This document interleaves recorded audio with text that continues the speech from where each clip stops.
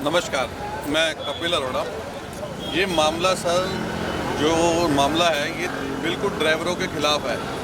एक professional person है, उसकी खुद की अपनी कंपनी है, जिसने एक झूठी चंद ड्राइवरों को साथ मिला के एक हाई कोर्ट में रिट डाली है और वो रिट पूरे ट्रेड को जो है बदनाम कर रही है। और ये सिर्फ और सिर्फ उसका अपना पर्सनल इंटेंशन है, कुछ कमाई करने की, अपनी कंपनी को कमाई कराने की।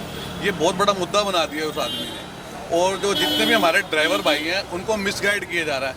हमारे दिल्ली के अंदर 1 लाख परमिट अलाउड है, 1 लाख परमिट ऑटो के, 1 लाख परमिट है, जिसमें 1 लाख परमिट यानी 1 लाख फैमिलियाँ इस ट्रेड से जुड़ी हुई है।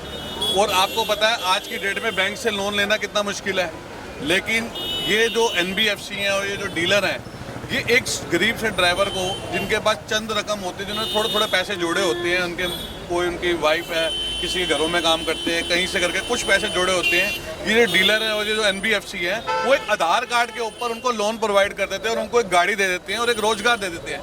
ये इस प्रोफेशनल आदमी ने और इस जो कंपनियों ने और ये कुछ चंद ड्राइवर हैं, इन्होंने स्टेट का बेड़ा गर्क कर दिया।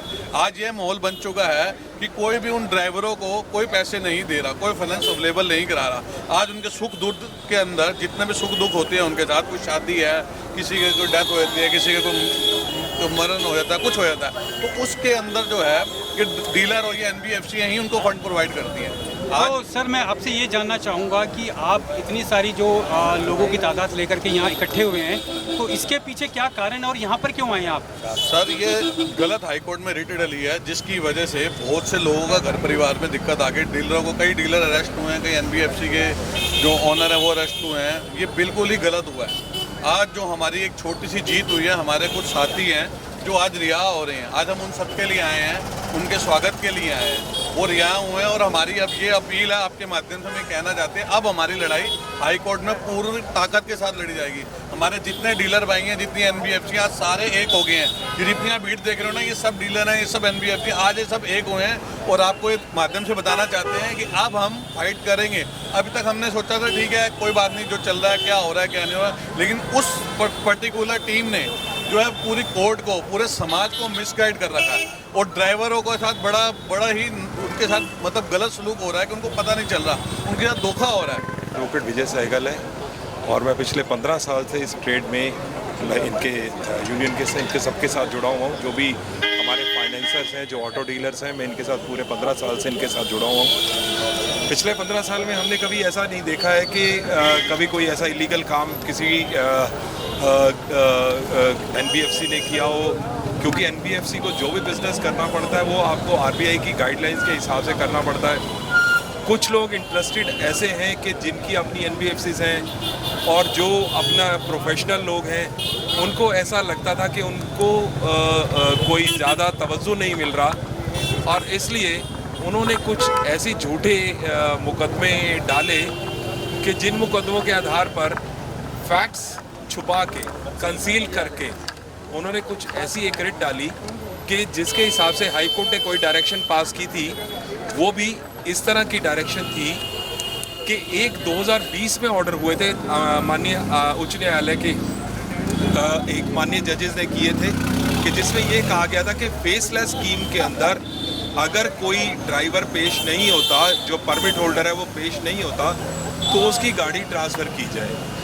उसकी कंप्लाइंस में गाड़ियां ट्रांसफ़र हुई, क्योंकि कई बार परमिट होल्डर अवेलेबल नहीं है, चले गए, गांव चले गए और काफ़ी टाइम से नहीं अवेलेबल हो रहे हैं और गाड़ी का परमिट ट्रांसफ़र होना है, लेकिन वो परमिट जो है उनकी एब्सेंस में ट्रांसफ़र नहीं हो रहे थे। तो स्पेसिफिक डायरेक्शन माननीय उच्च न्यायालय ने दी थी कि जिसमें गाड़ियाँ ट्रांसफ़र करने के लिए बोला गया था।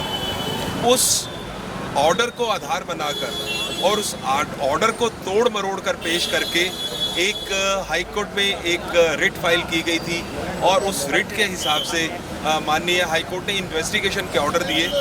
लेकिन जो इन्वेस्टिगेशन के ऑर्डर हुए थे, वो इन्वेस्टिगेशन के ऑर्डर को भी हमारे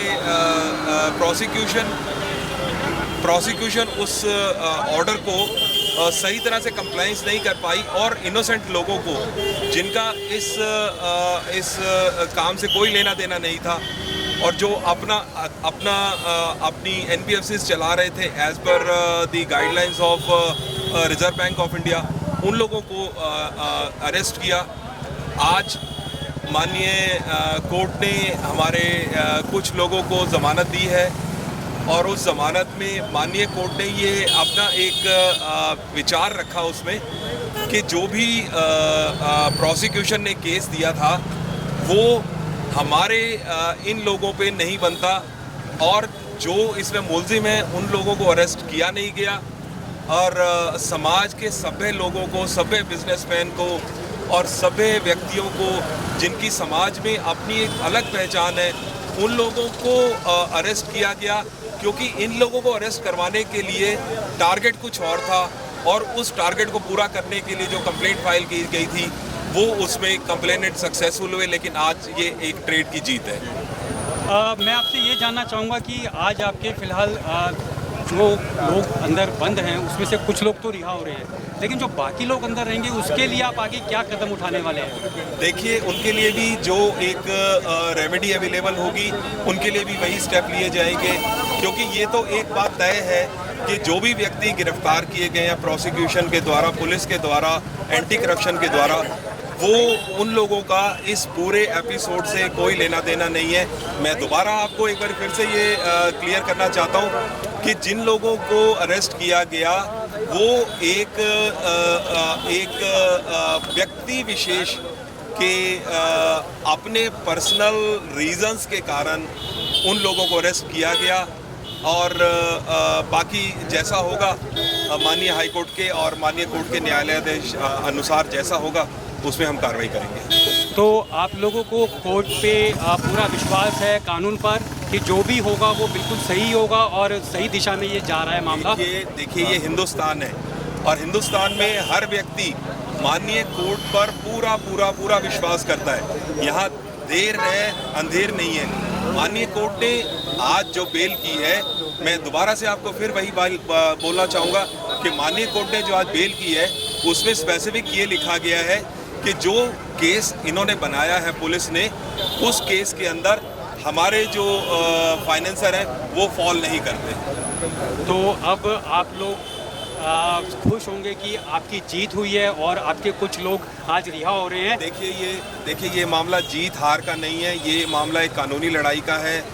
कानूनी लड़ाई चलेगी, लंबी चलेगी और जिस हिसाब से कोर्ट हमें आदेश करेगी उसके हिसाब से आगे की कार्रवाई की जाएगी। और बाकी लोगों के लिए भी आप इसी तरह से ये जो कदम है जारी रखेंगे आगे और इस प्रयास में? और मुझे लगता है कि शायद ये पूरी मार्केट आप लोगों की आज इकट्ठी है कि जिसकी वजह से पूरा ट्रेड है जी। आज हमारी सारी मार्केट है, झील से भी लोग आए हैं, मोती नगर से भी लोग आए हैं, बेरीवाला बाग से भी है, पार्ट मतलब पूरी दिल्ली की जितनी भी ऑटो मार्केट है तो यहाँ पे लगभग आप कह रहे हैं कि सभी लोग इकट्ठा हुए हैं? इकट्ठे हुए हैं, सब लोग इकट्ठे होकर लड़ाई लड़ेंगे और सब लोग इकट्ठे होकर जीत के भी जाएंगे। चलिए, मैं सनसनी के माध्यम से कहना चाहूँगा ये केस अभी कोर्ट में है और कानून इस पर क्या अपना आगे रुख रखता है ये तो आने वाला टाइम बताएगा। और मैं आप साथ में इनके जो कुछ साथी हैं उन लोगों से भी जानना चाहूँगा कि उन लोगों का क्या कहना है। तो आइए, इससे पहले परिचय की आप ऑटो मार्केट में। मैं ऑटो मार्केट मोती नगर मेरे ऑफिस है, मेरा भी यही काम है, फाइनेंस का और इंश्योरेंस का काम है मेरा। और ये जो कोई केस, कभी हमने ऐसा केस देखा नहीं जिसमें कोई कंप्लेनर ही नहीं, कोई कंप्लेंट ही नहीं है किसी की। इनका कहना है कि किसी की गाड़ी पे किसी के नाम करवा दी गई, उसको पता नहीं था वो मर गया है। अगर किसी की गाड़ी किसी के नाम करवाएगा तो कोई कंप्लेंट तो करेगा। 1 साल में, 2 साल में, 5 साल में आज तो किसी को ना बेचने वाले की कंप्लेंट, ना खरीदने वाले की कंप्लेंट, ना किसी और की कंप्लेंट। तो मैं आपसे ये जानना चाहूँगा कि बेचने वाले की कंप्लेंट नहीं है, खरीदने वाले की कंप्लेंट नहीं है, फिर ये केस कैसे बना? यही तो हमारी समस्या बाहर का, वो कुछ अपना जो कुछ फ़ायदा चाहते थे, अनर्गल फ़ायदा उठाने के लिए उन्होंने कुछ केस बनाए, कुछ आदमियों को उठवा लिया, चलो भाई कुछ हमारा कुछ फ़ायदा होगा, लेकिन वो फ़ायदा उनका कुछ हो नहीं पा रहा। कानूनी लड़ाई है वो लड़ी जा रही है। कुछ लोग आज बाहर आ गए हैं, कुछ की बेल 29-30 में लगी हुई है।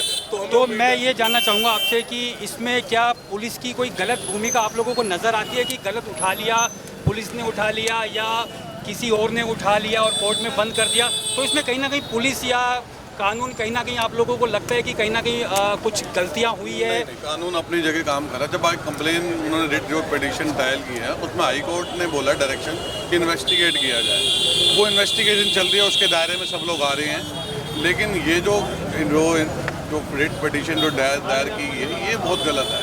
ये हमारे ट्रेड का बहुत नुकसान है, बहुत गरीब ड्राइवरों का बहुत नुकसान है। उनका घर परिवार हमारे डीलर से, एनबीएफसी से चल रहा है, जो आज लोग रो रहे हैं। आज जो आप देखोगे ड्राइवर, एक ऑटो ड्राइवर शान से काम कर रहा है, उसके साथ कितने लोग जुड़े हुए हैं। आज इस पिटीशन की वजह से सारे के सारे काम रुक गए, ना उनको गाड़ी कोई फाइनेंस कर रहा है, ना उनको कोई सुख दुख के लिए कोई पैसे दे पा रहा, तो सब कुछ बंद हो गया। और आने वाले टाइम में इन ड्राइवरों का, बेचारों का बहुत बुरा हाल होगा अगर ये चीज़ कंटिन्यू चलती रही। एक सिंगल पर्सन या एक टीम की वजह से 1 लाख परिवार आज जो है दिक्कत में आ चुका है।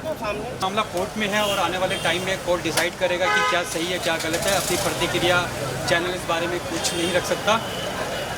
सनसनी रिपोर्टर नवीन गुप्ता के साथ कैमरामैन चंदन शर्मा। जय हिंद, जय भारत।